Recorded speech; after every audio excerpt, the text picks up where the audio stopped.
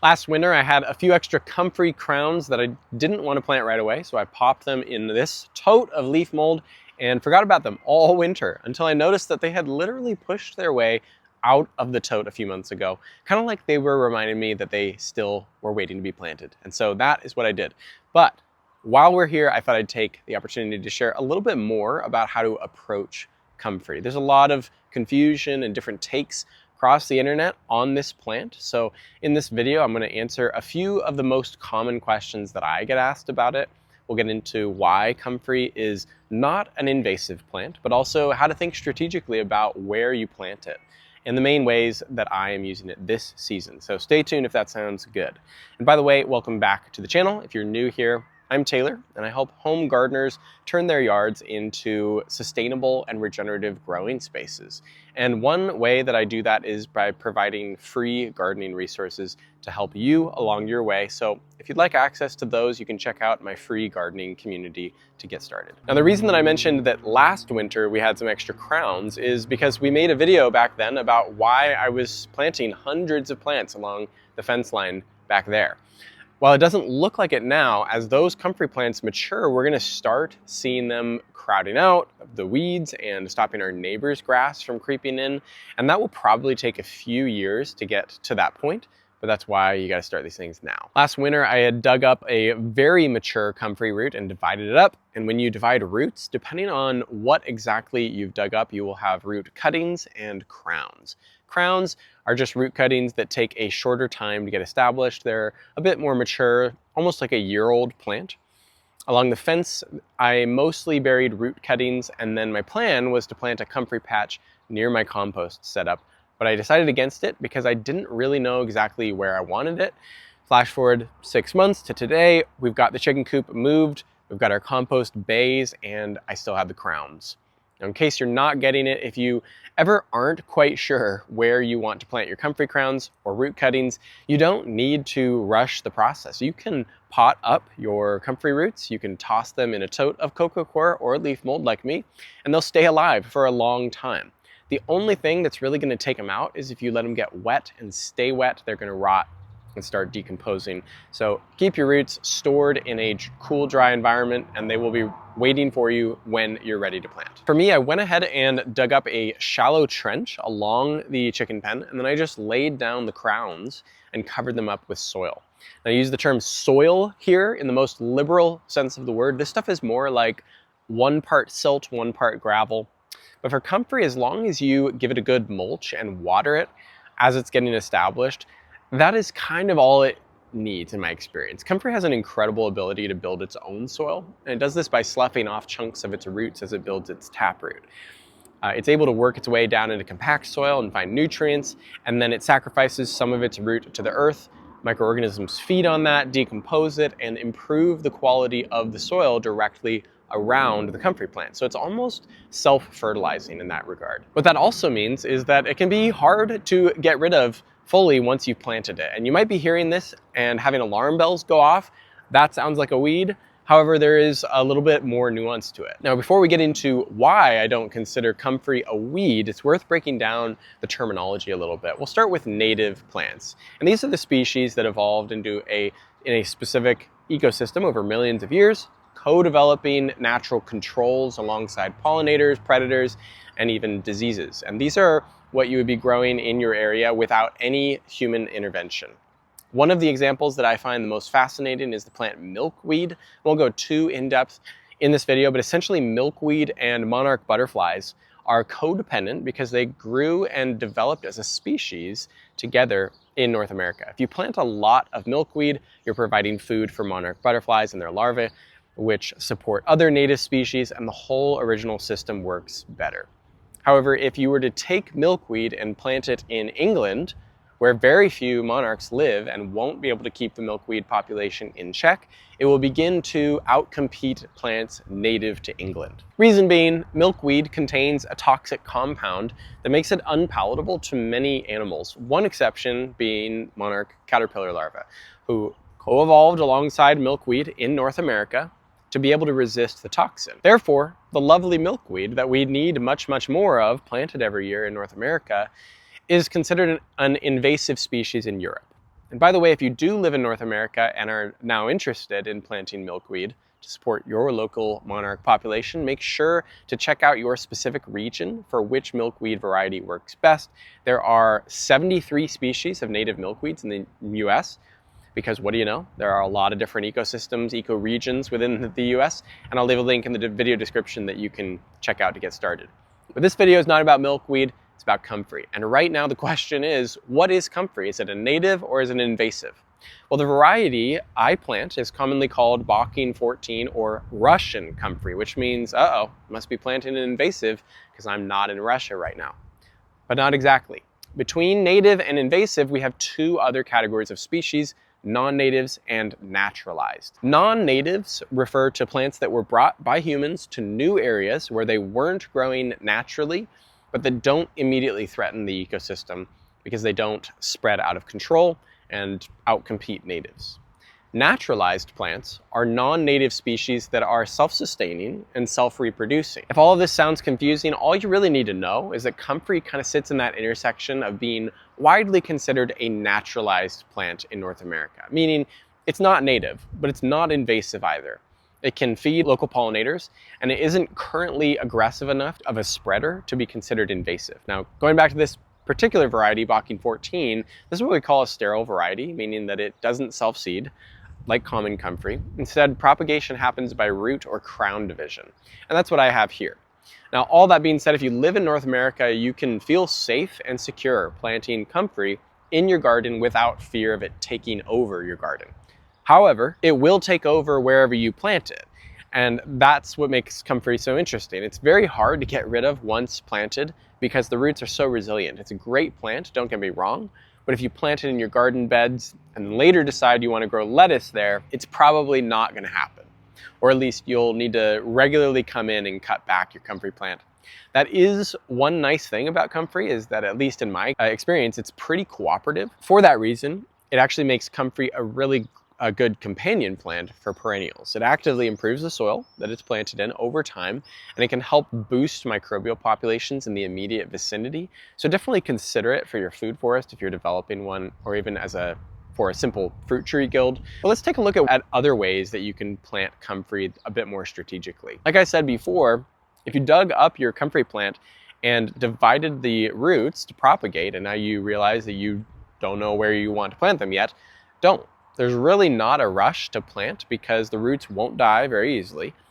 Don't want to leave them in a soaking wet or a bone dry environment, but something like cocoa coir or leaf mold, like I said before, is going to keep them alive until you're ready to get them in the ground. And once more, you can also pot up comfrey and just keep it in a pot indefinitely if you want to keep it out of the soil altogether. The only thing that you limit is how big it can get and how many harvests you can get off of it.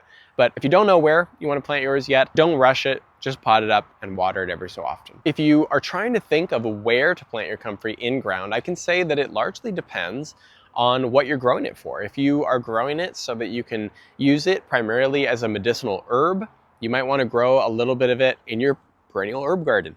A lot of people make salves or poultices out of comfrey, so it's pretty popular in herbalist circles for that reason. If, on the other hand, you just want a super easy, nutrient-rich mulch to add to your garden beds, you might want to grow it near your garden beds. If you've got raised beds, you could plant them along the perimeter so that they're just right there in arm's reach. You can reach them down and chop them up and sprinkle them over the soil surface, and they'll decompose within a few days to a week and feed your plants right there. Planting them along an edge, like a raised bed edge or a fence line, helps you utilize a space that weeds would naturally thrive in. For us, a major way that we use comfrey is for building fertility in our compost system and in making our homemade gardening inputs. So that's why right here near my compost operation is going to be a great location for these crowns. If your compost heaps or bays have space around them on the backside and sun hits those spots, a lot of people will actually plant comfrey right there alongside the outside of the compost bay, because then any compost leachate or excess water that runs off out of the compost pile when you're making it gets absorbed by the comfrey roots, and the nutrients get kind of captured in the plant. It's a pretty cool way of doing things. For us, it doesn't really work well for our bays, but it is something to think about. Since nitrogen is often the limiting factor for making hot compost, I'm planting these comfrey plants with that factored into my design for my compost setup. It's a nice to not have to collect comfrey from way far away and lug it back here when I can just grow it right here, cut it down, compost it, and then let it regrow. And depending on your zone, comfrey can regrow between 5 to 10 times per season. You can get a pretty healthy cutting once a month, I'd say. And of course, as your plants get more established, the more fertility that means for your garden. Comfrey also makes great supplementary chicken feed. Chickens won't eat it if they don't need the nutrients in the comfrey leaves. They seem to be pretty good intuitive eaters in my experience. I also include comfrey in my Korean natural farming chick feed regimen as their source of greens. And then a really important use for the comfrey that I grow every year is that it supplies me with my source of plant matter for fermented plant juice, which again, if you're unfamiliar with Korean natural farming, is a nitrogen fertilizer of sorts, although it functions pretty differently than a traditional fertilizer. The process of making FPJ by chopping up plant material and mixing it with sugar and letting it ferment allows the solution to extract and preserve a lot of the nutrients, but also a lot of the growth hormones and enzymes from the plant material itself, which when it comes to comfrey is an excellent source of that early growth boosting fertility that our young plants need. We spray this as a part of our weekly maintenance solution on our plants in the early stages of their growth while they're beefing out their plant foliage. And another really cool step that you can take after making FPJ from comfrey or any nutrient-rich plant is to continue the fermentation process by adding water to the sugary comfrey residue. I add 1 to 2 parts water to 1 part comfrey residue, really just eyeball it, and then stir this up daily to let the sugar and the residual minerals convert into a light alcohol solution. This should take about a week. And then you can strain out the plant debris and compost it, reserve the liquid, add a splash of raw vinegar to start the conversion process from alcohol to acetic acid, or turning alcohol into vinegar. I like to add a fish tank bubbler to speed up the process. This keeps the brew constantly aerated and it brings the vinegar making timeline down from like 4 months to a couple weeks. And I've got comfrey vinegar that I can use in my weekly maintenance spray. And by the way, these are 2 recipes that you can learn more about alongside a bunch more if you are into that from my book, A Home Gardener's Guide to Korean Natural Farming. If you want a different but an even simpler liquid fertilizer sort of replacement, you can make a Jadam liquid fertilizer by just soaking your comfrey leaves in water with a handful of leaf mold soil, letting it ferment and putrefy, and then straining it out and diluting it before watering on your plants. I wanted to show you what comfrey plants look like at various stages or as time passes by. And here on our property, we've got examples of a few various sizes of plants. Bear in mind that our season has just begun. It's late May as we're filming this video. And these mature comfrey plants are quite extensive. Not only that, but these plants get very little sunlight here. This fence line is shaded for most of the day. These plants have been here for about 4 years, maybe 5 by this point, but we don't really water them. The sun barely hits them and they're doing great. I'll point out too that these are in a great place to harvest right now. So to do so, I'll take my clippers and cut off the leaves at the base. And here I'm gonna just try and leave the flowers a little bit so that because they're just starting to bloom. And I want the pollinators to still have something to enjoy from these plants. And then for the pieces that I've removed, I can chop these up or tear them into smaller pieces and use them to top dress the garden soil nearby. Just laying comfrey leaves down on the soil like this is gonna cause them to decompose and impart nitrogen and other massive amounts of minerals to the soil surface. And those nutrients will gradually find their way down to where the plants can get them as the microorganisms transport them. Now, if we head back to see the plants poking their heads out of the ground that we planted 6 months ago, these are gonna take a little bit longer, maybe another year to get established, especially since they are competing with the fully established weeds and Bermuda grass.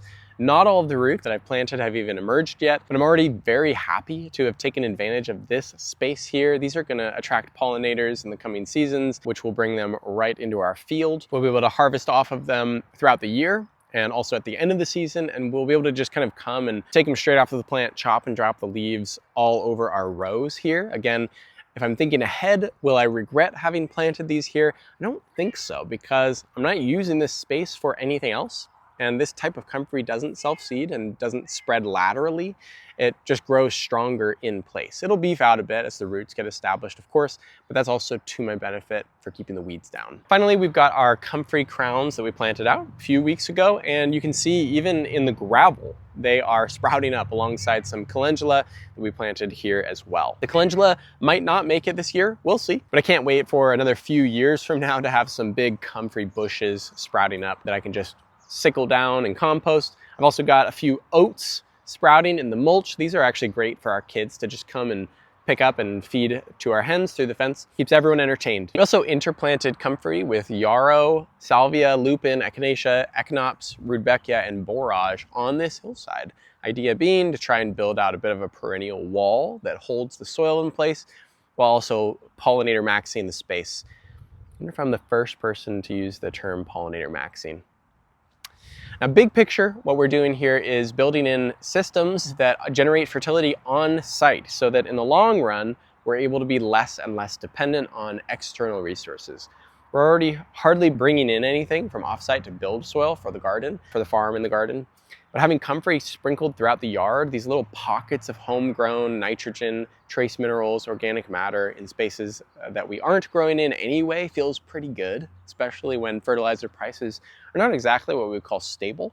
Now, if you are looking out at your backyard and you just wish that there was some way you could turn your lawn or your existing garden into a self-sustaining and regenerative growing environment, you can apply for my Natural Garden Reboot program, linked in the description, or scan the code on the screen. If you enjoyed this video and you want to learn a little bit more about how Comfrey actually works, you can check out our masterclass video next.